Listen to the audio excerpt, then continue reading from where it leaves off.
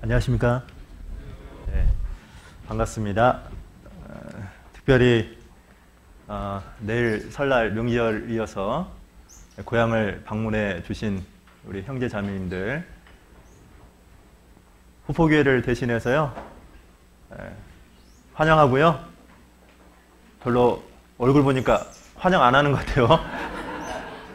아무쪼록 뭐 항상 고향을 잊지 않고 우리 후포교회를 위해서 기도할 거라고 생각을 하지만 이런 만남을 통해서 좀 더 많은 시간 좀 기도해 주면 참 좋겠다라는 생각을 해봅니다. 아무튼 반갑습니다. 여러분 오늘 어제 눈 왔죠? 네. 눈 오면 딱 생각나는 게 뭐예요? 눈썹. 네, 제가 두 가지 생각했거든요. 어제 딱 눈이 오고 나서 장관이더라고요. 사실 작년에도 한번 눈이 아주 많이 와가지고 그때 수요일 날이었는데 그때 제가 이런 생각을 해봤어요. 다 하얗더라고요. 모든 것이. 그래서 야, 내 마음이 주님 앞에서 정말 순결했으면 참 좋겠구나. 그런 생각을 좀 한번 해봤고요. 그리고 또 눈 오면 걸어 다닐 때 참 힘들잖아요. 그죠? 넘어질 것 같아서 조심조심. 또 길도 얼었더라고요. 자동차도 조심조심 하잖아요. 그런 것처럼 사실 우리 시대가 마지막 시대죠. 그래서 죄악이 너무 충만하기 때문에 우리도 신앙생활 하는데 매사에 조심조심 해야 되겠구나. 그래서 사실 사람이 좀 무거워야 됩니다. 뭐라고요? 무거워야 되겠죠. 말하는 거나 어떤 생각하는 거나 이런 것들이 좀 신중하고 삼가하는 저희들이 좀 되어야 되겠다라는 생각도 이렇게 더불어 아침에 좀 생각을 해봤습니다. 아무쪼록 오늘 이렇게 한자리에 모였는데 하나님 말씀을 통해서 정말 우리의 양심이 또 우리의 생각이 변화되는 그런 시간이 되었으면 참 좋겠습니다. 기도하겠습니다. 찬송과 영광을 받으시기에 합당하신 하나님 아버지 감사합니다. 하나님의 오묘하신 사랑을 예수 그리스도를 통해서 깨닫게 되고 또 주님의 그 은혜 가운데 지금까지 신앙을 유지하면서 하나님의 몸된 교회 가운데 살아갈 수 있도록 인도해 주신 것을 참 감사합니다. 주의 날을 맞이하여서 저희들의 육신의 건강과 또 저희들의 마음을 주장해 주셔서 이렇게 한 자리에 말씀 앞에 모였습니다. 하나님, 무엇보다도 어그러지고 행여 주님 앞에서 합당치 못한 생각을, 삶의 태도를, 습관을 가지고 있다면 오늘 말씀을 통해서 저희들이 변화될 수 있는 그런 소중한 시간 될 수 있도록 이 시간 함께 해 주시기를 간절히 원합니다. 특별히 설 명절을 맞이하여서 또 많은 우리 후포 출신들의 형제 자매님들이 한 자리에 모였습니다. 항상 후포교회를 생각하고 함께 기도할 수 있도록 도와주시고 더 넓은 마음과 생각을 가지고 또한 있는 지역 교회 안에서 쓰임받을 수 있도록 도와주시기를 간절히 원합니다. 오늘 특별히 부족한 자의 입술을 통해서 주의 말씀을 증거할 수 있도록 기회를 주셨습니다. 오로지 부족한 자의 경험과 지식이 아니라 오로지 전능하신 하나님의 말씀만, 진리만 선포될 수 있도록 도와주시고 성령의 도우심 가운데 하나님의 말씀이 증거되어서 듣는 모든 사람들의 영혼 깊이 말씀이 새겨질 수 있도록 도와주시기를 간절히 원합니다. 특별히 저희들을 대신해서 해외에서 수고하시는 많은 선교사님들이 계십니다. 있는 곳마다 함께해 주시고 영육간에 필요한 것을 공급해 주시는 가운데 교회를 든든히 세우고 많은 영혼들을 주님 앞으로 인도할 수 있도록 늘 도와주시옵소서. 오늘 말씀의 시종을 오로지 전능하신 주 성령님께만 의지하면서 저희를 사랑하시는 예수님 이름으로 감사하며 기도드렸습니다. 아멘. 네, 다 같이 잠언을 잠깐 봅니다. 잠언 23장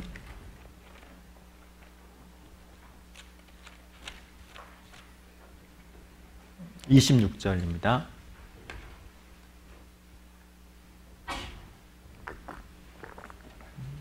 잠언 23장 26절입니다.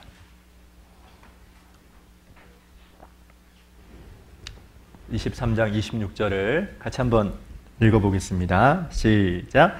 내 아들아 내 마음을 내게 주며 내 눈으로 내 길을 즐거워할지어다. 지금 26절에 나와 있는 내 아들아 라고 했는데 내 아들아 라는 말 대신에 각자의 이름을 집어넣어서 한번 읽어보도록 하겠습니다. 저는 각자죠. 황용선이기 때문에 황용선아 라고 내 마음을 내게 주며 내 눈으로 내 길을 즐거워할지어다 이렇게 읽겠습니다. 여러분의 이름을 집어넣어서 같이 그렇게 한번 읽어보도록 하겠습니다. 시작.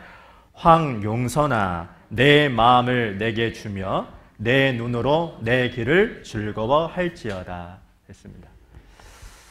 오늘은 신앙생활 가운데에서 가장 중요한 그러나 눈에 보이지 않기 때문에 너무 쉽게 간과하고 망각하고 잃어버리는 그 부분을 생각해 보겠습니다. 오늘 주제는 내 마음을 내게 주며입니다.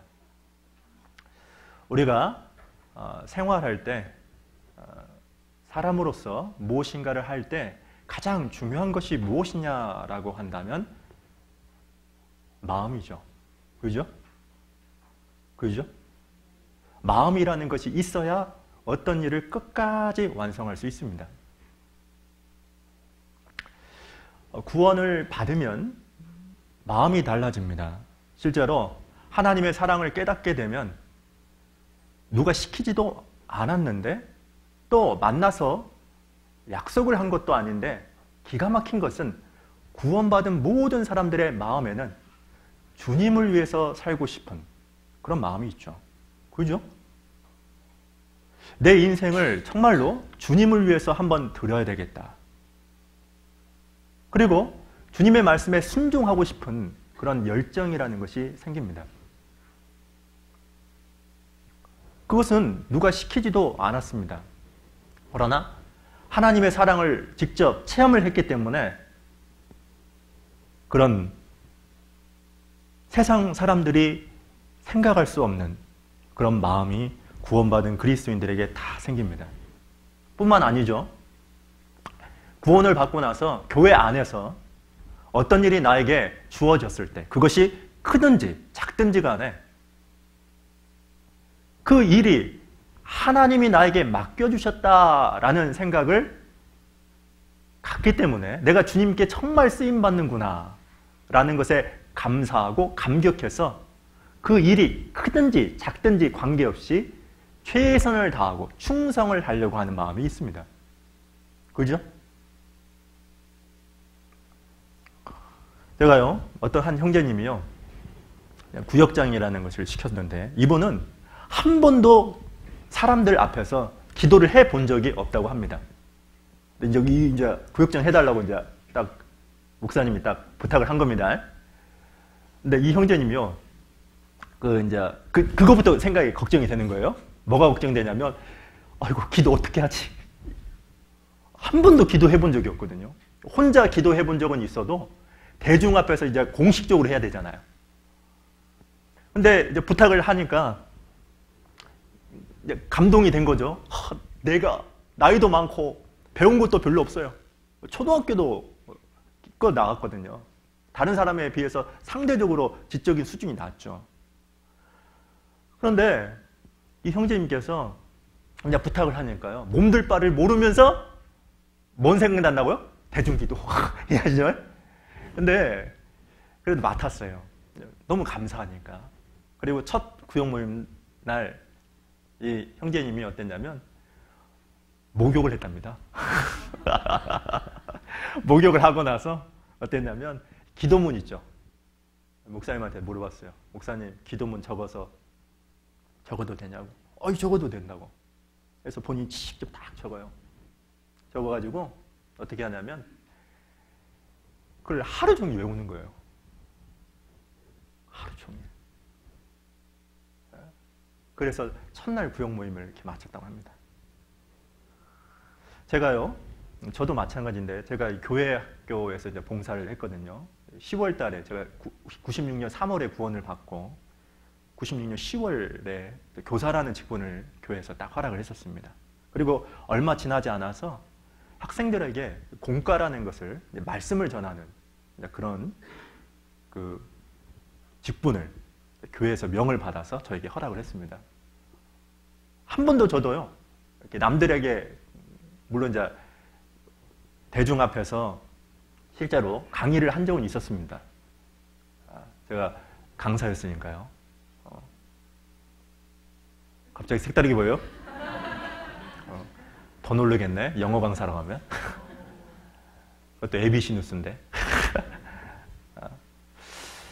맨투맨을 가르쳤던 사람이 아닙니다.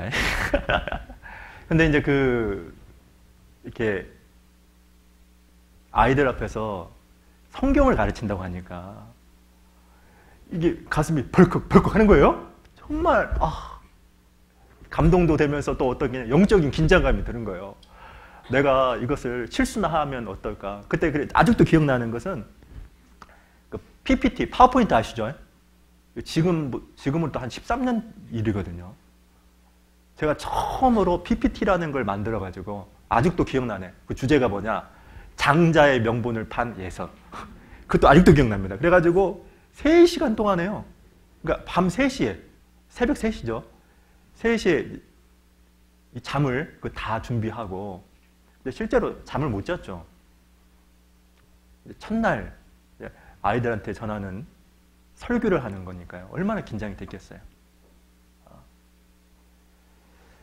여러분, 지금 본문에서 내 아들아, 내 마음을 내게 주며 그랬죠. 그죠? 하나님이 우리에게 무엇을 원하냐면 그 처음에 가졌던 그 마음을 달라는 겁니다. 그 간절한 마음. 정말로 주님을 사랑하고 주님을 위해서 살아보겠다라고 했던 그 마음을 달라고 한 거죠. 우리가 이런 게 있다고 합니다. 그 사냥개가 있잖아요. 사냥꾼하고 물론 이 산에 가다가 어떤 한 사냥개 한 마리가 토끼를 봤대요. 토끼를 보니까 어때요? 짖죠. 근데 다른 개들은 안 봤어요? 아셨죠? 근데 한 개가 짖으니까 옆에서 영문도 모르고 같이 짖어요. 빵빵빵. 아셨죠? 그리고 이 처음 봤던 이 개가요, 쫓아가니까 다른 개도 덩달아서 막 갑니다. 근데 골짜기를 지나고 그리고 한 언덕을 지나고 시간이 지나면서 점점 다른 개들은 포기를 한다고 합니다. 중도에. 근데 한 개는 끝까지 포기를 하지 않는데요. 그게 어떤 개일까요? 어떤 개일까요? 맞습니다. 토끼를 처음 본 개는 절대로 포기하지 않는다고 합니다. 자, 마찬가지죠. 우리는 주님의 사랑을 실제 맛보았고 그리고 주님의 은혜를 실제 체험을 했습니다. 그리고 또 교회 안에서 하나님이 어떻게 역사하신 것도 보았습니다. 하나님의 말씀도 실제 삶을 통해서도 봅니다. 그렇기 때문에 어떤 시련과 역경이 있다 할지라도 주님을 위해서 살아야 되겠다. 주님의 말씀에 순종하고 싶은 그 마음이 어쩌면 지금의 이 신앙을 유지시켜 준 거라고 해도 틀린 말은 아니죠. 그죠?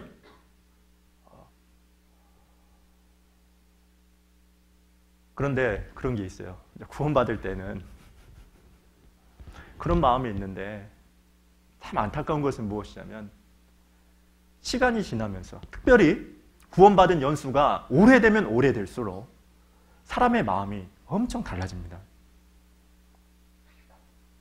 처음에 내가 구원을 딱 받고 나서 교회당 앞에 딱 섰을 때 그 하나님의 은혜에 너무 감격한 나머지 내 인생을 주님께 바치겠습니다 라는 그 마음이 어느 순간에 사라집니다. 지금 주님은 그 마음을 달라는 겁니다. 그 마음을.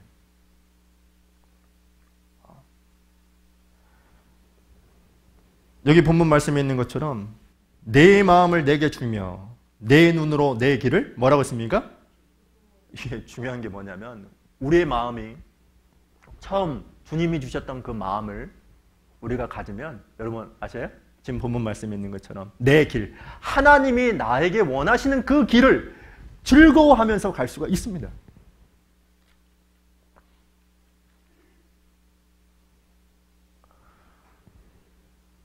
에스겔서를 잠깐 보죠. 에스겔서 11장을 봅니다.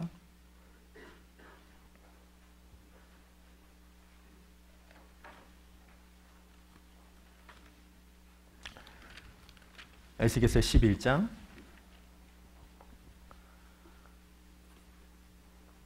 19절입니다.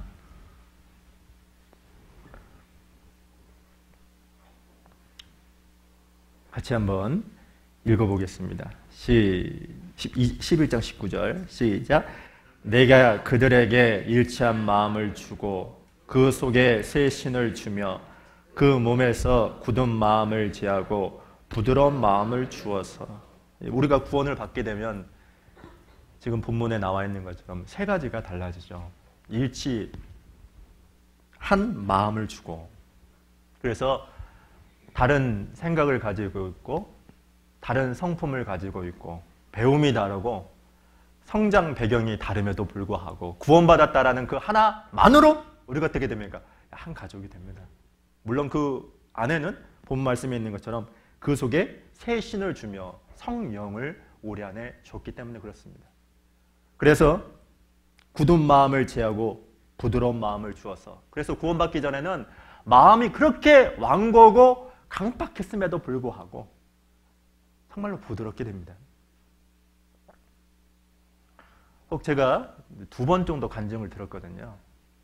혹 아는 분도 여기 계실 겁니다. 수십 년 동안에 그 조직 폭력배 부두목 역할을 했던 한 형제님 얘기를 제가 간증을 한번 들은 적이 있습니다. 물론 제가 그 형제님도 만났습니다. 그 설교를 그 교회에 가게 됐는데, 근데 이제 그 형제님 그래요. 뭐냐면 구원받기 전에는 한 번도 일을 해본 적이 없답니다. 당연히 뭐 공부는 뭐 말할 필요도 없고요. 근데 구원을 딱 받는 순간에 사람이 완전히 달라진 거죠. 그러면서 목사님하고 교제하면서 일을 해야 되겠다 라고 교제한 후에 직장을 잡았는데, 그 직장이 뭐냐? 10시간 동안 삽질하는 거랍니다. 본인이 그래요. 자기는 삽 자루를 들고 싸운 적은 있어도 일을 해본 적은 없답니다. 이해가시죠? 근데 10시간 동안에 그걸 계속 했대요. 하고 나서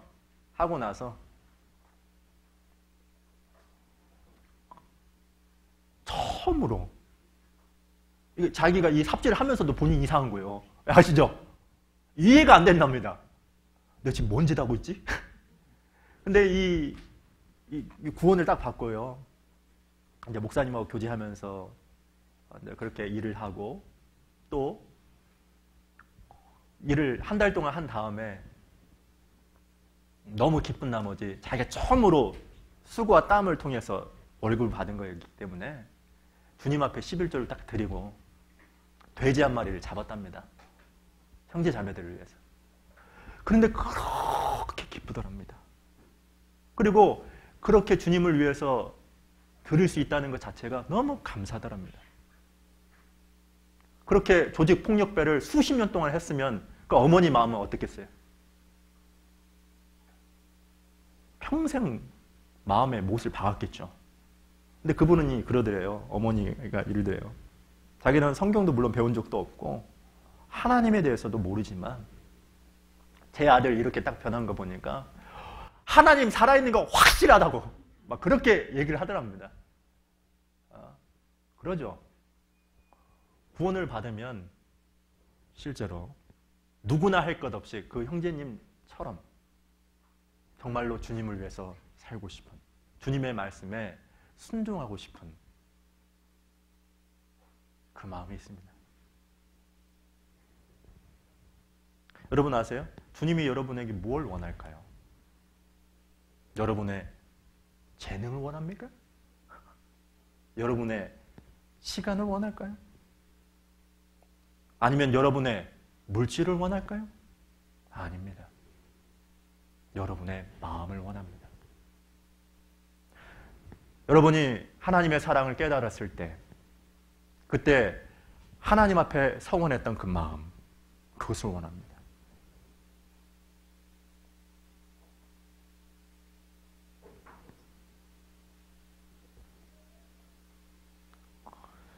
사무엘상 3장에 보면 그 엘리 제사장이 있잖아요. 활동했던 시대죠. 3장 1절에 이런 말씀이 있습니다. 말씀이 희귀하여 이상이 보이지 아니하더라. 이렇게 말씀이 시작합니다. 그 당시에 대제사장은 엘리죠.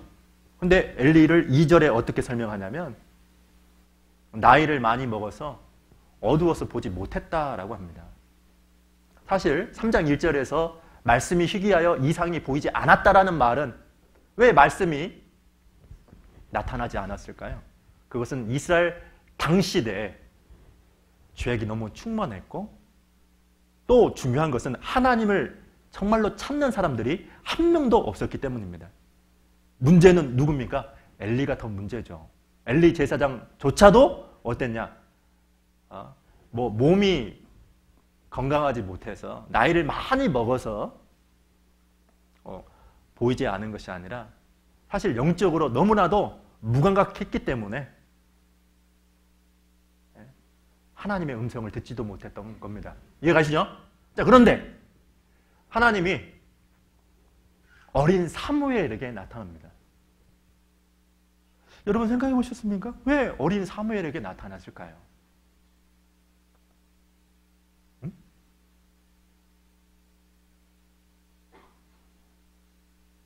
아니, 사무엘은 하나님을 한 번도 이렇게 음성을 듣거나 만난 적이 없거든요. 그래서 사무엘아, 사무엘아. 예를 들어서 주우나, 주우나 이렇게 불렀을 때 엘리 제사장이 부른 줄 알고 여기 가죠. 저를 부르셨으니까 내가 여기 있습니다. Here I am 이렇게 얘기하죠. 그걸 4번 얘기합니다. 계속. 또 한 번 사무엘아, 사무엘아. 그러니까 또 엘리 제사장이 부른 줄 알고 또 가서 저를 부르셨어요. 내가 여기 있습니다. 이러죠.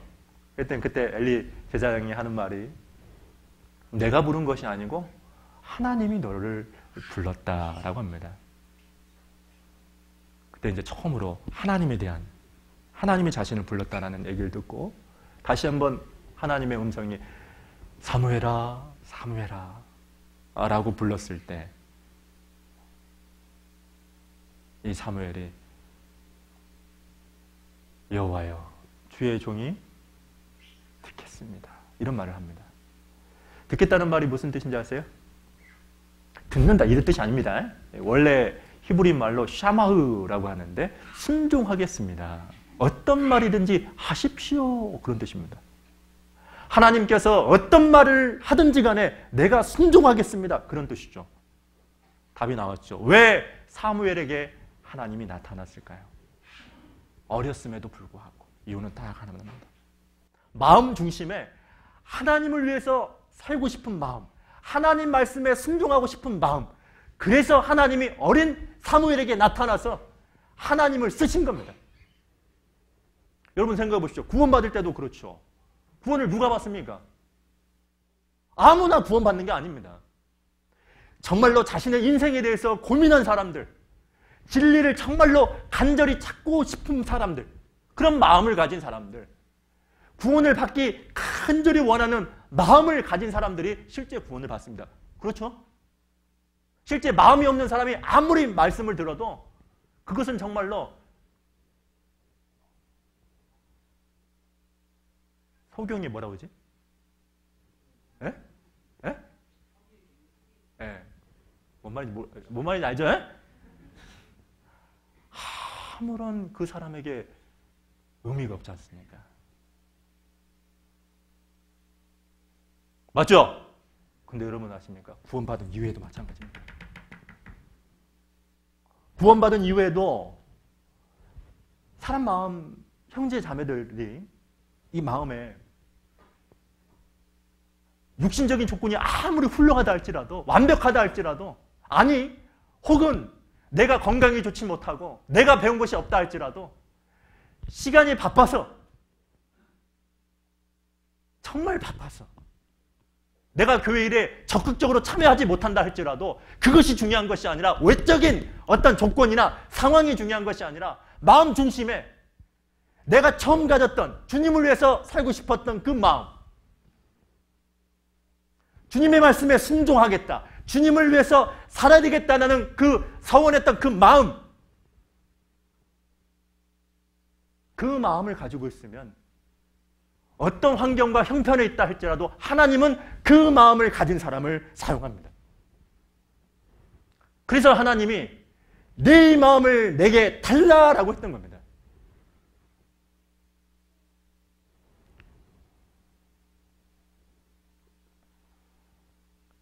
역대하 16장 9절에 보면 전심으로 자기에게 향하는 자를 위하여 하나님은 능력을 베푸신다고 했습니다. 여기 전심이라는 말이 무슨 뜻입니까? 마음을 얘기하는 겁니다.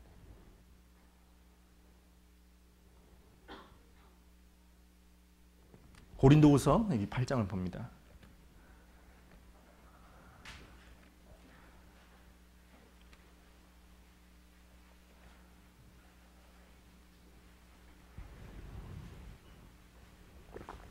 고린도후서 8장 1절.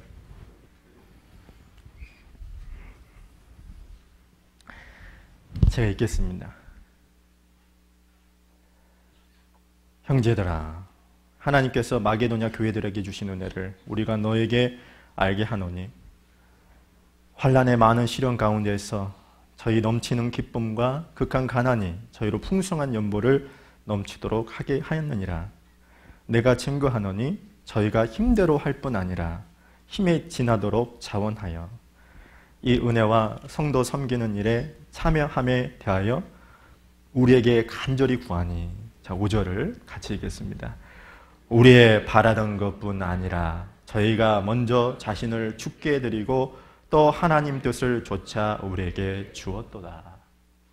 자, 이 본문 내용은 마게도냐 교회가 예루살렘에 있는 형제 자매들을 위해서 구제 헌금을 했던 내용의 일부입니다. 사실 여기 2절에 나와 있는 것처럼 마게도냐 형제 자매들은 형편이 상당히 안 좋았습니다. 환난을 받고 있었고 또 헌금을 할 수 있는 그런 조건이 아니었습니다. 극한 뭐라고 했습니까? 가난이었습니다. 그런데 사도 바울이 상상한 것 이상으로 그들은 구제 헌금을 했습니다. 그리고 2절에 나와 있는 것처럼 환난의 마른 시련 가운데서 넘치는 뭐라고 했습니까? 이게 말이 됩니까? 이 세상에서 통하는 내용이 아니죠. 그리고 극한 가난에 저희로 뭐를? 풍성한 연보를 넘치도록 했다. 이것은 이 세상 사람들이 구원받지 않으면 이건 이해할 수 있는 내용이 아닙니다. 그런 게 있죠. 제가 알바를 처음 했던 게 뭐냐면 신문을 한번 해본 적이 있어요. 신문 8일. 신문 8일에. 신문 배달이죠. 지금도 기억나요. 이때 했어요, 이때. 그러니까 고2 때 했거든요. 처음으로. 그러니까 그 전에는 제가 저희 집에서 부른 별명이 귀남입니다. 귀남이 혹시 아세요? 옛날에 아시죠? 집에서 제가 첫째이기 때문에 저희 어머니, 아버지의 사랑을 듬뿍 받았죠. 그래서 어려운 일을 시켜본 적이 없어요. 저한테 진짜로. 제가 할 줄을 아는 게 없었어요. 구원받고 나서 이제 별걸 다 했죠. 구원받기 전에는 거의 한 일이 없었습니다. 근데 그래서 항상 그때는 부모님한테 용돈을 쓰고 그랬는데 구원받은 이후에 처음으로 이제 신문을 이 추운 날 배달을 돌아다니면서 돈을 12만 원인가 받았습니다. 근데 기가 막힌 건 무엇이냐면 뼈 빠지게 이 땀도 흐르고 실제로 어떤 일까지 있었냐면 이 찻길에서 얼음이 빙판이어가지고 넘어져가지고 신문이 와라라락 이해 가시죠? 참 끔찍하죠? 그런 일도 있었어요. 아주 그게 기억나요. 그러니까 땀과 수고를 통해서 제가 그 돈을 벌었기 때문에 그 돈하고 어머니가 평상시에 주는 돈하고 그 가치가 같을까요? 다를까요? 다르더라고요. 완전히 다르더라고. 제가 그때 말씀을 준비하면서 하나 느낀 게 있는데 왜 물질이 돈이 중요한지 아세요? 그 안에는 수고와 땀이 들어있기 때문에 그렇습니다. 그렇겠죠? 그렇죠? 그렇지 않겠어요? 근데 이 마게도냐 형제 자매들은 지금 5절에 나와 있는 것처럼 우리의 바라던 것뿐 아니라 저희가 먼저 자신을 죽게 드리고 그랬죠. 야, 얼마나 멋있어요? 자신을 드렸다는 말이 뭡니까? 물질을 드린 게 아닙니다. 이들은. 아셨어요? 물질을 드린 것이 아니라 마음을 드렸고 마음을 드렸다는 말은 자신을 드렸다는 말입니다.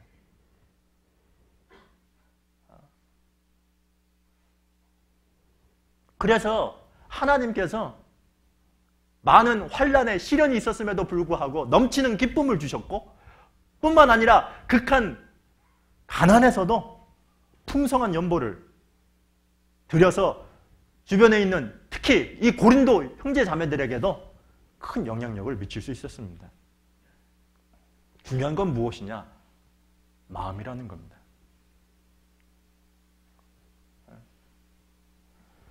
이게 레위기를 또 보겠습니다. 레위기 7장을 보시면요.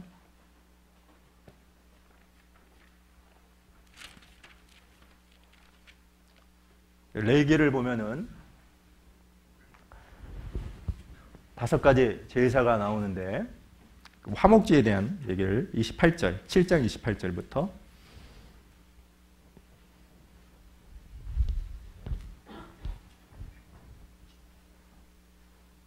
28절부터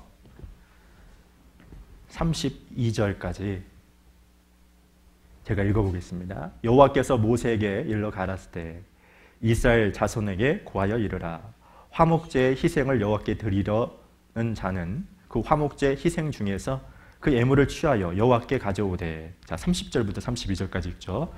여호와의 화제는 그 사람이 자기 손으로 가져올지니 곧 그 제물의 기름과 가슴을 가져올 것이요 제사장은 그 가슴을 여호와 앞에 흔들어 요제를 삼고 그 기름은 단 위에 불사를 것이며 가슴은 아론과 그 자손들에게 돌릴 것이며 또 너희는 그 화목제 희생의 우편 뒷다리를 제사장에게 주어 거제로 삼을지니.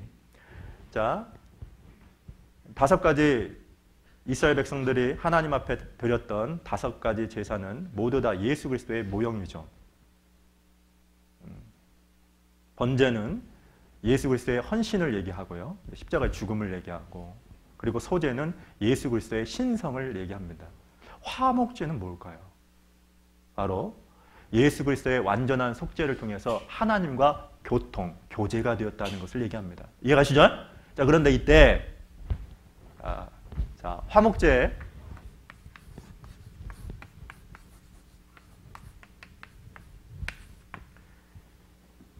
제물로서 하나님께 바쳤던 제물이 지금 금방 읽었습니다. 2가지죠. 하나는 뭐냐면 그 짐승을 잡아서 어떻게 하냐?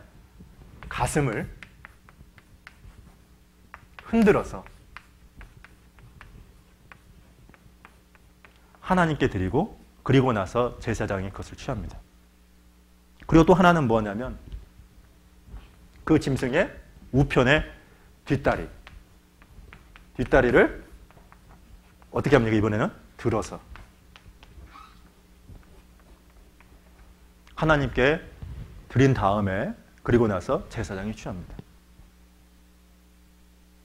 그래서 흔들었다라고 해서 요제라고 하고요. 아셨죠? 들었다라고 해서 거제라고 합니다. 그러니까 두 가지 하나님과 교통, 대화를 의미하는, 교제를 의미하는 이 화목제 때 이 두 가지 제물을 드렸다는 것이 우리 시대에 이게 뭔 관계가 있을까요? 여러분, 사실 이 가슴이라는 것은 마음을 얘기하는 겁니다. 왜 흔들었을까요? 왜 흔들었을까요? 그래요. 잠잘 수 있으니까 그렇죠. 분해줄 수 있기 때문에, 무뎌줄 수 있기 때문에 깨어나라고. 그럼 이 뒷다리는 뭘 의미합니까? 뛰는 거잖아요. 이 뒷다리를 가지고 뛰잖아요. 그죠? 그런 것처럼 행함을 얘기합니다. 실천을 얘기합니다. 주님을 위해서 살 수 있는 힘을 얘기하는 겁니다. 자, 여기 중요한 게 있죠. 자, 여기 보십시오. 즉, 구원받은 이후에 그리스도인들이 끊임없이 하나님과 교통을 하고 교제를 하기 위해서는 두 가지가 필요하다는 겁니다. 하나는 뭡니까? 마음을 끊임없이 일깨우는 겁니다. 왜? 잠들 수가 있으니까. 무뎌질 수 있으니까. 둔해질 수 있으니까. 초심을 잃지 않고 살아갈 수 있기 때문에 그렇죠. 그런 때 어떻게 되냐? 뒷다리, 힘이 있는 거죠. 주님을 위해서 살아갈 수 있는 힘이 있는 겁니다. 아셨죠? 순서가 이거죠. 베드로전서 1장 13절에 보면 이런 말씀이 있습니다. 사도 베드로가 이런 얘기를 하죠. 너희 마음의 허리를 동이고 그랬습니다. 그럼 왜 허리를 동입니까? 지금 제 허리띠 몇 죠? 예? 가늘픈 허리를 보여주셔서 죄송합니다.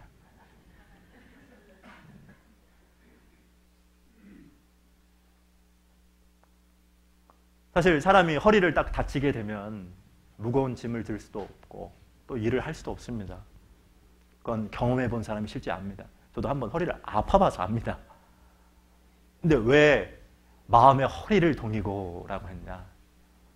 구원받은 그리스도인들이 힘있게 능력있게 하나님의 은혜를 체험하고 하나님의 임재를 실제로 느끼면서 어떻게 힘있게 살아갈 수 있습니까?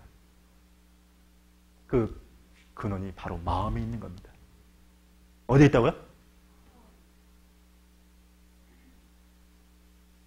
근데 너무나도 쉽게 우리가 무뎌질 수 있기 때문에 둔해질 수 있기 때문에 사실 하나님은 끊임없이 우리를 깨우고 있습니다.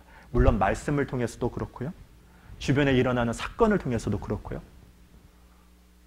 그리고 심지어는 구원받지 못한 사람들의 입술을 통해서도 끊임없이 우리를 책망하기도 합니다. 우리가 못 살 때. 여러분, 그럴 때, 마음이 일깨울 때 실제로 주님을 위해서 살아갈 수 있는 힘이 있는 겁니다. 누가복음 21장에 보시면 마지막 시대에 나타나는 마음이 둔해지는 것 세 가지를 언급합니다. 예수님께서 친히 스스로 조심하라. 그러면서 첫 번째 뭡니까? 방탕함과 뭐라고요? 방탕함. 방탕한다는 게 뭐죠? 육신의 욕구대로 그냥 살아가는 겁니다. 하고 싶은 거 다 하고 보고 싶은 거 다 보고. 에? 아셨죠? 근데 설날 때 그러잖아. 그러지 않나? 에? 그래 안 그래요? 이때가 제일 그리스도인들의 마음이 완전히 무뎌지는 그때 아닙니까? 그러니까 긴장을 해야지, 긴장을. 에? 우리 최영창 이제 경험이 있나 봐요? 아멘. 신중하지 못하는데 저 아멘까지 하면은.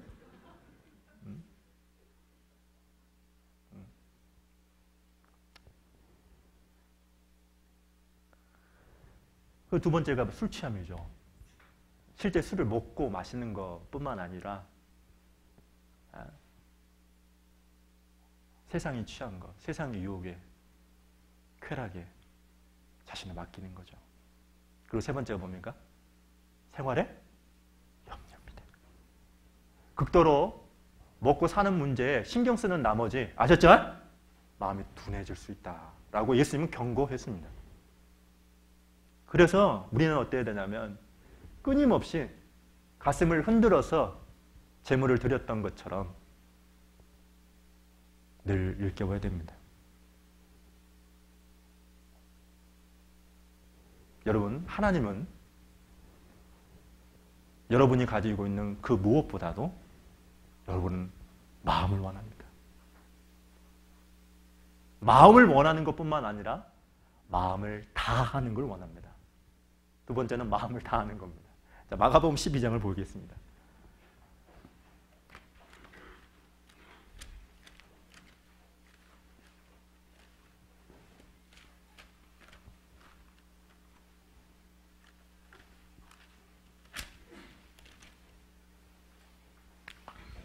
(12장) 28절부터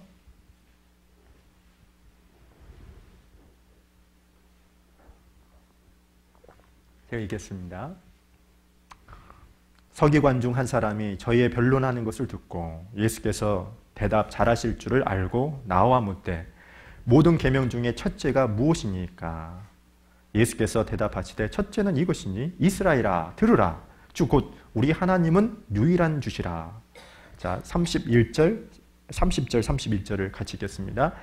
내 마음을 다하고 목숨을 다하고 뜻을 다하고 힘을 다하여 주 너의 하나님을 사랑하라 하신 것이요.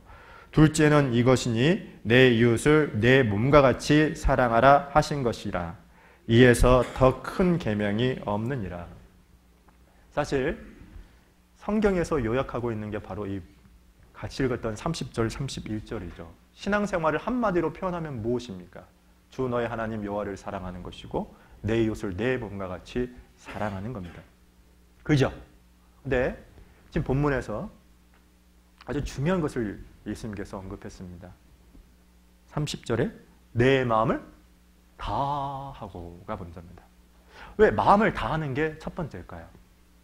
마음을 다하지 않으면 목숨을 다할 수가 없습니다. 마음을 다하지 않으면 뜻을 다할 수도 없고 힘을 다할 수도 없고 중요한 것은 하나님을 사랑할 수도 없습니다. 하나님을 사랑하지 않는 사람이 내 이웃을 내 몸과 같이 사랑할 수 있을까요? 내가 너희를 사랑한 것 같이 너희도 서로 사랑하라 그랬죠? 우리가 어떻게 원래부터 이기적인 우리가 나만 생각하는 우리가 개인적인 우리가 어떻게 남을 사랑할 수 있습니까? 하나님의 사랑을 공급받고 그 힘을 가지고 살아가는 겁니다. 그런데 여기 보시면 첫 번째가 무엇이냐면 30절. 그러니까 신앙생활에서 제일 중요한 게 마음이라는 거죠. 아셨죠? 그러니까 신앙의 시작은 마음이구나. 근데 마음인데 마음을 다하는 거죠. 마음을 다할 때 목숨과 뜻과 힘을 다할 수 있고 목숨과 뜻과 힘을 다할 때 하나님을 사랑할 수 있기 때문에 그렇습니다. 말은 하나님을 사랑합니다. 사랑합니다. 그렇게 할 수 있죠. 그러나 그것이 하나님 앞에서 진정한 모습으로 비춰지기 위해서는 마음을 다하는 것부터 시작되는 겁니다.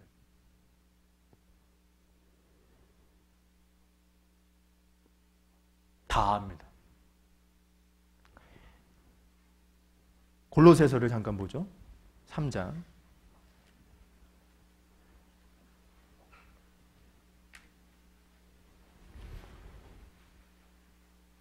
22절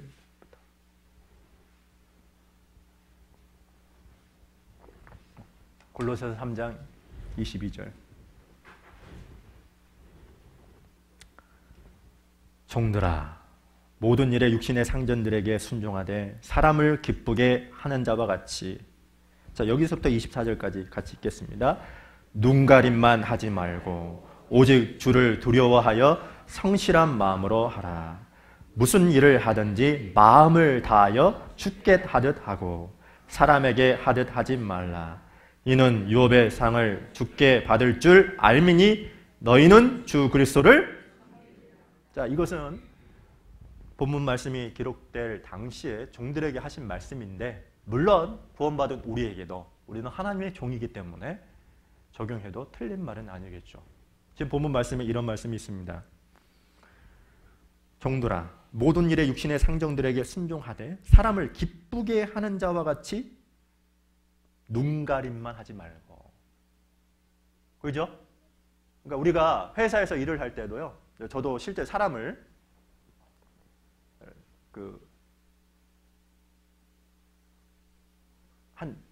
한 20명을 제가 이렇게 뭐라고 해야 되나? 이끌었던 사람입니다. 아셨죠? 제 한마디에 20명이 우르르르. 아셨죠? 그래서 뭐 하냐면, 자 보세요.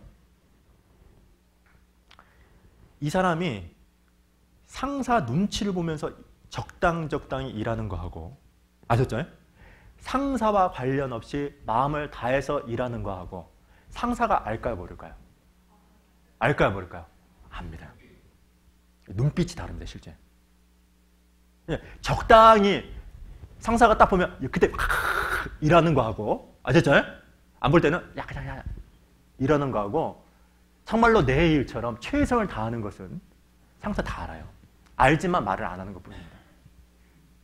그 실제 언제 그것이 반영되냐면, 어떤 인사고과 할 때, 그때 실제 반영이 되죠.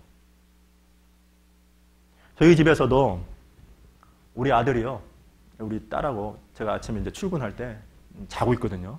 자고 있을 때 아빠 간다 그러잖아요. 벌떡 일어나요. 우리 재훈이도 아빠 그러면서, 에? 여기 셋 다 그래요, 셋 다. 왜냐하면 인사를 하면 스티커 50장을 주면 선물을 받기 때문에 그랬습니다. 요즘 태도가 많이 달라졌어요? 10일 전부터 했거든요. 이러면 안 되겠다 싶어서 양치질 해야 된다. 인사해야 된다. 물건 정리정돈해야 된다. 이거 되게 중요한 부분이잖아요. 정리정돈 같은 거는. 이게 습관이 안 되면 안 되니까요. 그랬더니요, 인사를 하루 한 10번 이상 합니다, 진짜. 올 때마다 아빠 안녕하세요. 근데 보세요. 부모는 알죠. 저 아이가 어떤 목적을 이루기 위해서, 아셨죠? 행동을 하는 거하고, 아니면 진심으로 마음을 다해서 이 행동을 하는 것을 압니다. 부모는. 아는데 말을 안 하는 것뿐이죠. 그죠? 그럼 하물며 생각해 보십시오. 부모도 안다면 우리 영혼의 아버지 하나님은 알까요, 모를까요? 알까요, 모를까요? 알죠. 여러분 각자가 마음을 다해서 신앙생활을 하고 있는지, 아니면 그냥 사람 눈치 보면서 적당히 하는지를 다 압니다. 아셨어요?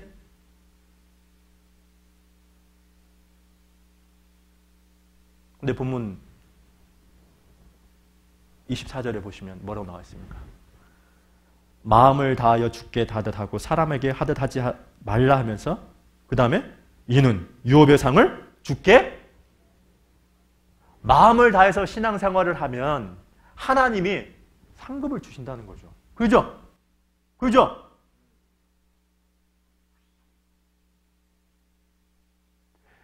여러분, 하나님이 천국에서만 상급을 줍니까? 아닙니다. 이 세상에서도 상급을 실제 줍니다. 교회 안에서 폭넓게 하나님 앞에 쓰임 받을 뿐만 아니라 그 일을 할 수 있도록 육신적으로 필요한 것들도 공급해 줍니다. 그래서 실제 우리가 이제 교회 안에 있다 보면 일을 하지 않습니까? 일을 할 때 알죠. 저 사람이 정말로 마음을 다해서 하는 거하고, 아니면 그냥 마음 없이 그냥 하는 거하고 압니다. 보세요. 예를 들어 저희 교회는 수요일날 청소를 하거든요. 구역마다 딱 하거든요. 근데 마음을 다해서 청소하는 사람은 어떤지 아세요? 찾아서 일을 합니다. 그리고 실제로요, 이제 예를 들어서 저희가 먼지가 딱 보이지 않습니까? 아셨죠? 아셨죠? 근데 마음이 있는 사람은 그걸 잘 봐요. 또 엄청 잘 봐. 엄청 잘 봐. 다 합니다. 근데 마음이 없는 사람은 그게 볼까요, 안 볼까요? 보지도 않죠. 아셨어요? 할 마음이 없는데, 그러니까 사람 눈치나 보고, 그래서 실제로 마음을 다해서 어떤 일이 맡겨지는 사람과 마음이 전혀 없는 채 일이 맡겨진 사람하고는 보는 각도가 다릅니다. 보는 것 자체가 다릅니다. 출애굽기 25장에 보면요, 이런 내용이 있어요. 25장부터 40장까지 성막에 관련된 내용이거든요. 그 성막 내용 중에 하나님께서 모세를 통해서 두 사람을 딱 부르죠. 그 두 사람이 누구냐면 부살렐과 오홀리압이라는 사람입니다. 근데 이 사람은 어떤 사람이었냐면 하나님이 은혜를, 은총을 주고 또 지혜와 총명을 주셨다, 부었다, 이런 말씀이 나옵니다. 즉 그들이 성막이라는 하나님의 놀라운 어떤 임재를 상징하는, 물론 그렇게 큰 것은 아니지만 상당히 복잡합니다. 우리가 생각하는 것 이상으로. 그래서 사실 출애굽기 25장부터 40장 읽다가 어때요? 이게 뭔 말이야? 넘어가죠? 안 넘어가나? 힘들잖아요. 읽기도 힘들잖아요. 이게 뭔 뜻인지 모르잖아요. 그럴 정도로 상당히 복잡합니다. 그러니까 정교하고 섬세합니다. 수치도 나와 있죠. 모양도 있죠. 재료가 다 다르니까요. 근데 이 두 사람이 그걸 만든단 말입니다. 그러면 그때 이 부살렐과 오홀리압이 자기에게 하나님의 일이 맡겨졌을 때, 하나님이 물론 재능을 줬지만 중요한 것은 무엇이냐? 하나님이 주신 재능을 가지고만 승부를 걸고 일을 했던 게 아니죠. 여기 성경 출애굽기 35장을 볼까요?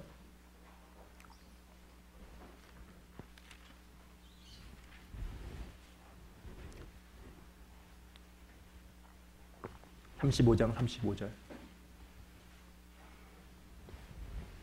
출애굽기 35장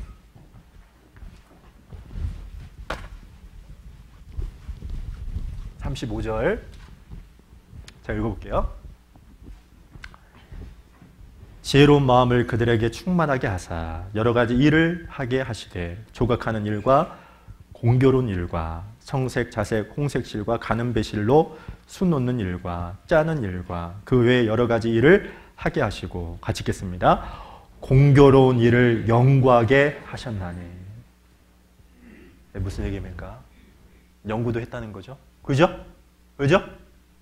그러니까 하나님이 주신 재능만 가지고 일을 한 게 아니라 자기에게 맡겨진 일이 얼마나 중요한 일을 알았기 때문에 주어진 위치에서 최선을 다하려고 연구하고 고민했다는 겁니다.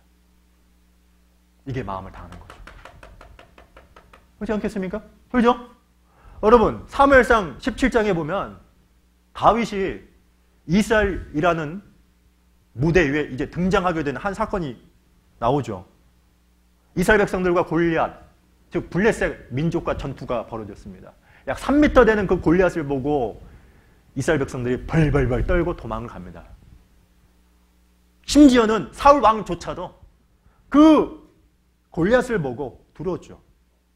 그런데 하나님의 이름을 모독하는 그 골리앗을 보고 다윗은 하나님을 너무 사랑했기 때문에 진심으로 마음을 다해서 하나님을 사랑했기 때문에 내가 나가서 싸우겠습니다 라고 합니다. 다윗이 어땠을 것 같아요? 아니, 그걸 보는 사울 왕은 또 어땠을까? 우리 생각 별로 안 하죠? 근데 그렇게 좀 생각해 보시고 읽으십시오. 아시죠? 상당히 교훈이 됩니다. 그 사람이 되면 상당히 교훈이 됩니다. 그 사람이 특히 이야기로 되어 있는 거. 근데 그때 이제 사울 왕이 뭘 주죠? 자기 갑옷을 딱 줍니다. 방어용 최고의 무기죠. 방어용으로. 그래, 안 그래요? 막을 수가 있으니까요. 근데 익숙치 못하니까 그것을 딱 벗어 던지고 냇가에 가서 무엇을 집어올리죠? 물맷돌 몇 개입니까? 몇 개입니까? 자, 여기에 중요한 교훈이 하나 있죠. 사실 골리앗을 물리친 것은 물맷돌 몇 개였어요? 한 개였습니다. 또 왜 5개를 가지고 있었을까요? 여러분, 실제로 다윗은 양떼를 치는 목동이었기 때문에 사자나 곰이 왔을 때 자기의 양을 보호하기 위해서 실제로 물맷돌을 던졌습니다. 아셨죠? 평소에 던졌단 말입니다. 그래서 갑옷이 중요한 게 아니라 평소에 사용했던 그 물맷돌을 가지고, 근데 물맷돌 하나가 아니라 5개라고 했죠? 왜 5개죠? 하나님이 분명하게 이기게 해주신다는 확신은 있었지만 자기 안에서 만반의 준비, 최선을 다하기 위해서 1개가 아니라 몇 개? 5개를 준비한 거죠. 왜? 이 다윗도요, 마음을 다해서 이 골리앗과 싸워서 이기고 싶었던 겁니다. 이해가죠? 그래서 실제로 우리도 마찬가지예요. 하나님이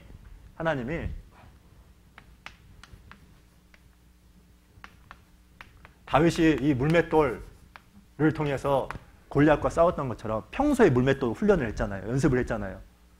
그래서 평상시에 여러분이 자기 육신과 싸우고 세상과 싸우고 마귀와 싸우는 그 훈련, 연습이 된 사람들, 그 사람을 사용하죠. 아셨습니까? 아무나 하나님이 사용하는 게 아니죠. 평상시에 훈련된 사람, 연습하는 사람. 그리고 또 하나가 아니라 몇 개라고요? 1개만 사용해도 되는데 5개, 왜 4개를 더 했을까요? 준비를 한 거죠. 아셨습니까? 물론 이기게 해주신 분은 하나님입니다. 알았죠? 그러나 인간 편에서 이 다윗은 어땠습니까? 나름대로 철저한 준비를 했던 거죠. 그렇죠? 이게 마음을 다하는 거죠. 그렇지 않겠습니까?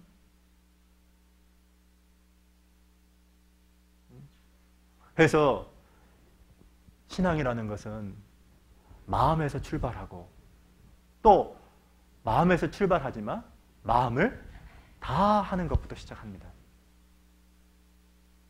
근데 여기서만 끝나는 걸까요? 아닙니다. 3번째, 마음을 넓혀야 됩니다. 뭐라고요? 마음을 넓혀야 됩니다. 저는 개인적으로 이게 제일 힘든 것 같습니다. 마음을 다하는 것도 힘들고요. 여기 열왕기상 4장을 잠깐 봅니다.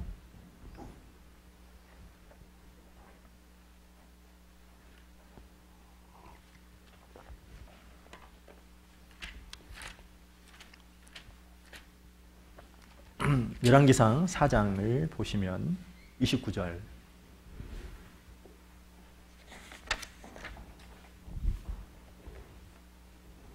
열왕기상 4장 29절을 같이 읽어보겠습니다. 시작. 하나님이 솔로몬에게 지혜와 총명을 심히 많이 주시고 또 넓은 마음을 주시되 바닷가에 모래같이 하시니. 자, 하나님께서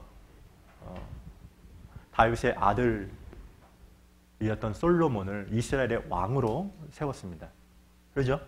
근데 이 솔로몬이 하나님 앞에 원했던 것이 딱 하나 있었는데 그것이 무엇이냐면 나에게는 이 하나님이 나에게 허락해 주신 이 백성을 다스릴 지혜가 부족합니다. 그래서 그 지혜를 간구하죠. 그리고 또 그것이 실제 하나님 마음에 합했기 때문에 하나님은 지혜를 주셨습니다. 근데 지혜만 준 게 아니죠. 부귀 영화까지 몽땅당 줍니다.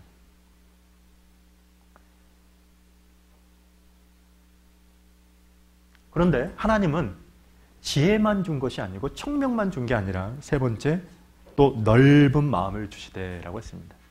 원래 이 넓은 마음이라는 것은 무슨 뜻이냐면 넓은 이해력 이런 뜻을 내포하고 있습니다.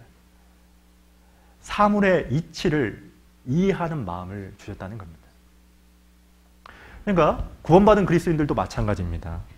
성경을 알아가는 지식도 실제 필요합니다. 아셨죠? 그런 지식도 실제 있어야 되겠죠. 그래야 올바로 주님의 선한 뜻대로 살아갈 수 있죠.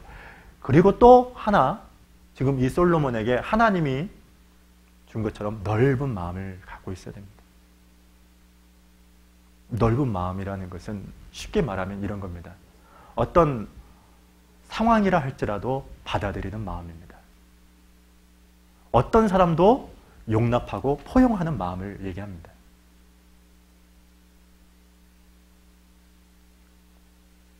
이해가시죠? 여러분, 사람 마음이 좁은 사람의 특징이 하나 있죠. 그게 뭔지 아십니까? 정죄한다는 겁니다. 판단한다는 겁니다. 비난한다는 겁니다. 마음이 좁은 사람의 특징입니다. 그러나 마음이 넓은 사람은 어떤지 아십니까? 그냥 그러려니 합니다. 용납합니다. 포용합니다. 그래서 어떠냐면 마음이 좁은 사람은 적이 많습니다. 가까이 하질 않아요. 그러나 마음이 넓은 사람은 어떠냐면 그 사람의 사람이 많습니다. 왜? 어떤 형제 자매든지 다 안고 안을 뿐만 아니라 그 사람을 세워줍니다. 우리가 전도할 때도 마찬가지죠. 전도하다 보면 어때요? 아니, 별별 사람 다 있잖아요. 그래 안 그래요? 교회 안에도 별별 사람 다 있죠. 근데 세상에서 실제 그렇잖아요. 우리를 실제 비난하는 사람도 있고, 핍박하는 사람도 있고, 조롱하는 사람도 있고, 무시하는 사람도 있지 않습니까? 근데 그런 사람은 어떻게 전도할 수 있습니까? 속이 좁은 사람은 그런 사람들 전도도 못합니다. 그러나 마음이 넓은 사람은 그 사람을 포용하고 실제 그 사람을 하나님께로 인도하는 역할을 합니다. 그게 바로 넓은 마음입니다.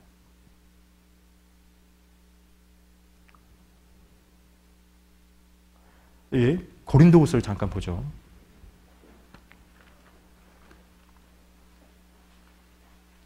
(6장)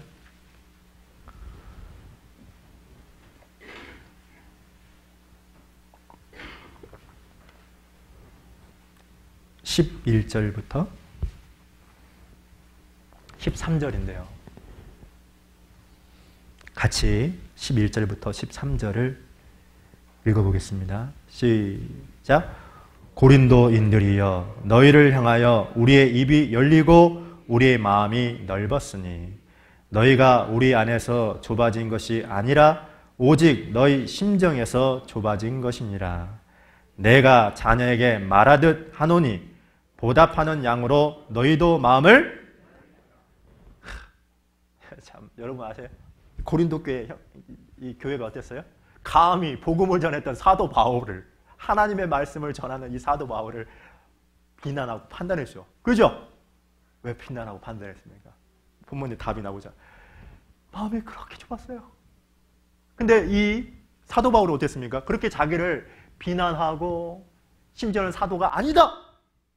거짓 사도다! 이렇게 말을 했음에도 불구하고 엄청난 긴 편지, 고린도 전후서, 또 하나의 편지가 있다고 하는데 그 편지를 보냅니다. 그리고 그들을 용납하죠. 왜 그랬습니까? 이건 딱 하나입니다. 마음이 넓었기 때문에 그렇습니다. 그래서 실제로 마음이 좁은 사람들은 어떠냐?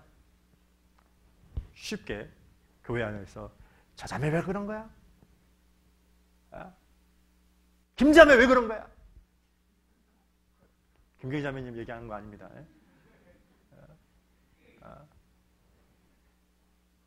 위자매 왜 그러는 거야? 우리 구역장 바꿔야 돼. 아셨죠? 심지어는요, 교회 안에 있는 형제 자매를 판단하는 것을 떠나서 구역을 판단하고 또 교회 안에 있는 황 목사 왜 그러는 거야? 목사만 판단하면 참 괜찮은데요. 이 속이 좁은 사람 누구까지 판단하는 줄 아세요? 감히 하나님까지 판단한다니까요. 기가 찰 노릇이야 진짜. 속이 좁은 사람의 특징이에요. 특징.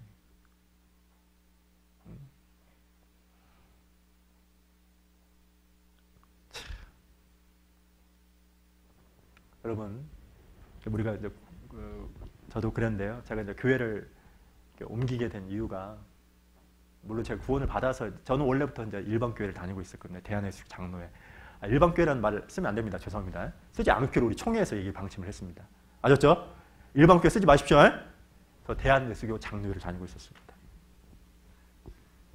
그것도 13년이나. 그것도 저희 고모부가 목사입니다. 그 교회를 다니고 있었죠. 근데 제가 다 구원을 받고 나서 교회를 옮겼습니다. 바로 이제 우리 교회로 옮겼죠. 옮긴 이유가 딱 두 가지였습니다. 첫 번째는 물론 복음이 전해져서 제가 구원을 받았기 때문이기도 하지만 또 하나 큰 것이 무엇이냐면 교회뿐만 아니라 제가 대학교에서 4학년 때 구원을 받았기 때문에요. 형제 자매들을 보면요. 아이고, 저만 보면 아이고, 황영 선생님 안녕하세요. 저가 얼굴을 보면 진짜 천사 같아요. 근데 전주교에서 제가 구원을 받아서 전주교에 한번 갔거든요. 얼굴 표정이 세상하고는 완전히 달라요. 솔직히 말하면 교회를 옮겼던 또 하나의 가장 큰 요소가 뭐였냐면 형제자매들의 어떤 그 표정 있죠. 진짜 천사였어요. 야, 여기는 천사들의 모임이구나. 송천사, 이천사. 진짜 이렇게 천사인 줄 알았어요. 착각이었죠.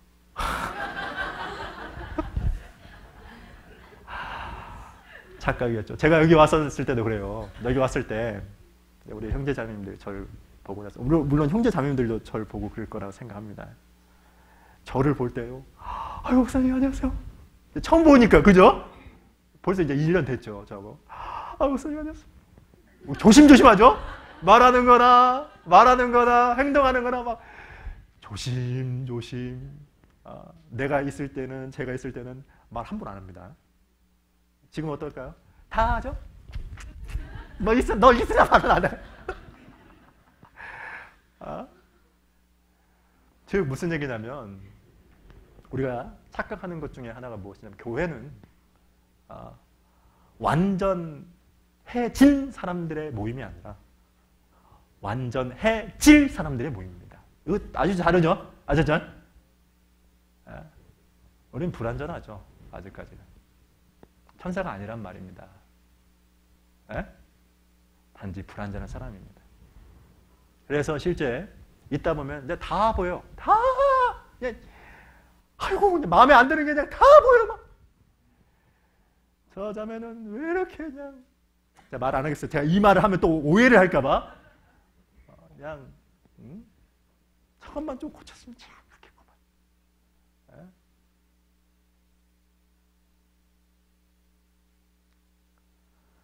아휴 참 구원받은 지가 이렇게 오래됐는데 속이 좁은 사람이 이렇게 한단 말이에요. 그러나 마음이 넓은 사람 어떨까요? 마음이 넓은 사람은 어떤지 아세요? 그 사람의 결정을 보고 흠을 본다 할지라도 기도합니다. 왜요? 자기도 불완전하다는 걸 알거든요. 아셨죠? 구역에서 행여 구역의 임원들이 마음에 안 든다 할지라도 그 구역을 위해서 내가 해야 될 게 뭘까? 기도하죠. 교회가 어려운 일이 생기면 그 어려운 일을 위해서 자기가 찾아서 일을 하죠. 그게 마음에 넓은 사람의 특징이죠.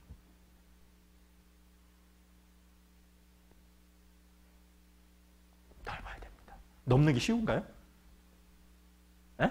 그럼 우리 마음이 넓어지면 어떻게 해야 됩니까? 세상에서 가장 마음이 넓으신 분이 누굽니까? 바로 주님입니다. 예수님입니다. 예수님은 어떻습니까? 간음 중에 잡혀온 여인이 있었죠. 바리새인들과 당시 종교가들은 율법으로 말하면 저 여인은 돌로 쳐 죽여야 됩니다. 라고 했는데 예수님은 어땠습니까? 그를 용납합니다. 용서합니다. 사랑했습니다. 나도 너를 정죄하지 아니하노니 다시는 죄를 범치 말라. 그리고 심지어는 무식한 제자들도 사도록. 그렇죠? 그 중에 최고 으뜸이 누구냐면 베드로죠. 베드로는 예수님 어땠어요? 아이고 저주하면서 부인했죠. 그럼 베드로에게 예수님이 직접 먼저 찾아가서 그죠? 용서하시고, 용서하신 것뿐만 아니라 사랑하시고, 그리고 또 어땠습니까? 그리고 사도로 만들죠. 그죠? 그것을 깨달았기 때문에 이 베드로가 어땠습니까? 십자가에 거꾸로 매달 죽은 겁니다. 예수님은 심지어는 평생 동안 강도짓을 했던, 십자가 위에 못 박혔던 한 사람이 있었잖아요. 주님, 저도 데려가 주세요. 너 같은 것이! 이랬어요? 아니죠. 그래, 오늘 네가 나와 함께 낙원에 있습니다. 욕심 많은 삭개오도 받아주시고, 당대 많은 사람들은 아예 삭개오고 상종을 안 했지 않습니까? 그래, 안 그래요? 상종을 안 했죠. 어? 네, 삭개오도 받아주십니다. 마태 세리조차도 자신의 제자로 삼아주셨습니다. 그렇게 예수님은 마음이 넓습니다. 우리가 마음이 넓어지려면 어떻게 하면 되냐? 그 마음이 넓어진 주님과 가까워지면 됩니다. 그 주님의 말씀을 내 마음에 심기면 됩니다. 여기 성경 시편 119편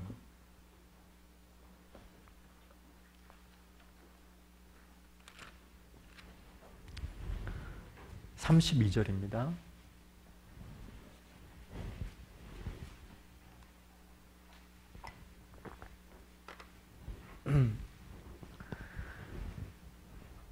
(32절을) 같이 한번 읽죠. 시작. 주께서 내 마음을 넓히시오면 내가 주의 계명의 길로, 주의 계명의 길로 달려가기 위해서, 주님이 나에게 원하는 그 길로 달려가기 위해서 필요한 게 뭐죠? 마음을 넓히는 거죠. 누구한테 지금 호소를 하고 있는 겁니까? 주님이 그렇게 해달라는 거죠. 그러니까 우리의 마음이 넓어지기 위해서는 세상에서 가장 마음이 넓으신 주님을 가까이, 주님께 달려갈 때, 주님과 인격적인 교제를 하게 되면 내 좁아진 마음이 넓어집니다. 여러분 아시죠? 예전에 우리 아들이 처음으로 태권도장 배울 때요, 가랑이 찍는 거 아시죠? 찢더라고. 근데 우리 주아가 더 잘해요. 저보고 한번 해보라고 하는데 저는 절대 안 되죠. 키도 크잖아요. 왜 이런 얘기를 하냐면, 가랑이 찍는 게 쉬워요, 어려워요? 엄청 고통이죠. 아픔이죠. 그런 것처럼 마음을 찍는다는 게 쉬울까요? 아닙니다. 고통과 아픔이라는 게 반드시 있습니다. 고통 없이, 아픔 없이 마음이 넓어지는 것이 아니다라는 겁니다. 여기 시편 119편 96절을 보세요.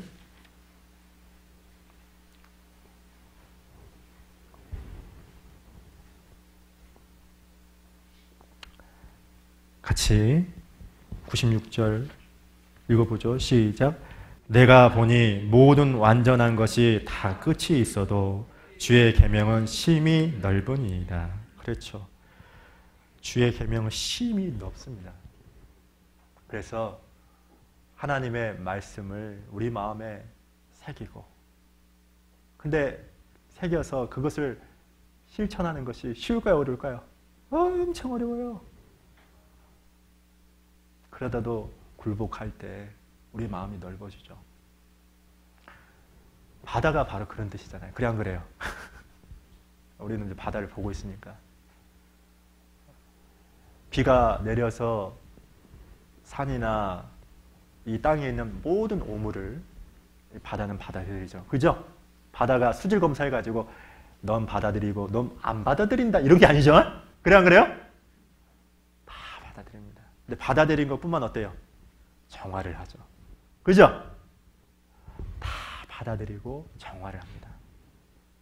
그죠? 실제로 이 구원받은 그리스도인의 마음이 주님 마음처럼 넓은 사람들은 모든 형제자매들 다 포용합니다. 그 사람이 어떤 흠을 가지고 있고 어떤 단점이 있다 할지라도 결점이 있다 할지라도 다 받아들입니다. 받아들이는 것뿐만 아니라 어떤 줄 아세요? 그 사람을 정말로 세워줍니다.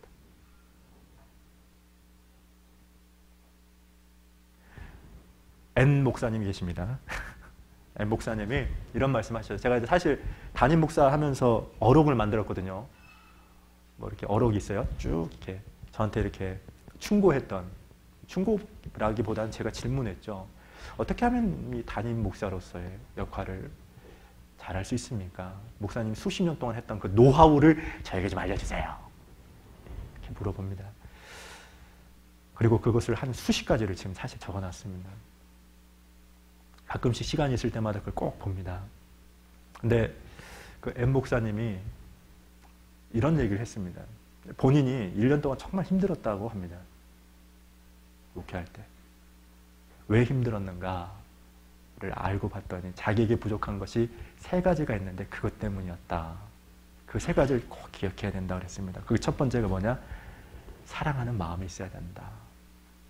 두 번째는 참는 마음이 있어야 된다. 세 번째는 넓은 마음이 있어야 된다는 겁니다. 첫 번째 뭐라고요? 두 번째가? 세 번째가?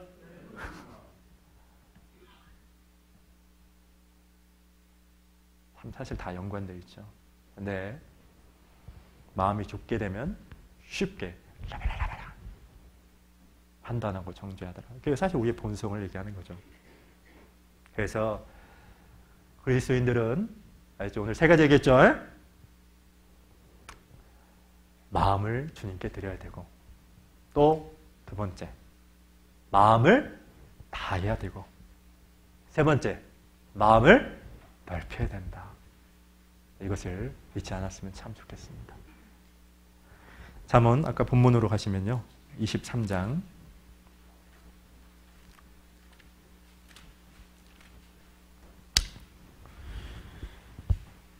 26절을 같이 읽겠습니다. 시작.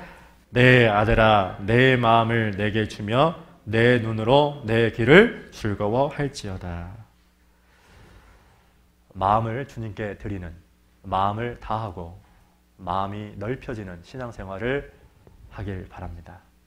그래서 어느 곳에 있든지 간에 이곳에 계신 특별히 우리 후포교회 형제 자매들 뿐만 아니라요. 여기 오신 분들 이렇게 오시잖아요. 근데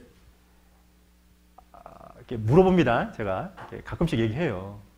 어떻게 제가 어디 교회를 이렇게 설교를 가면 후포 출신 누구 있다고 그럼 얘기 다 합니다. 그 형제 자매님들이 어떻고 그런 말을 합니다. 신앙 상태가 어떤지 제가 물어보는 게 아닙니다.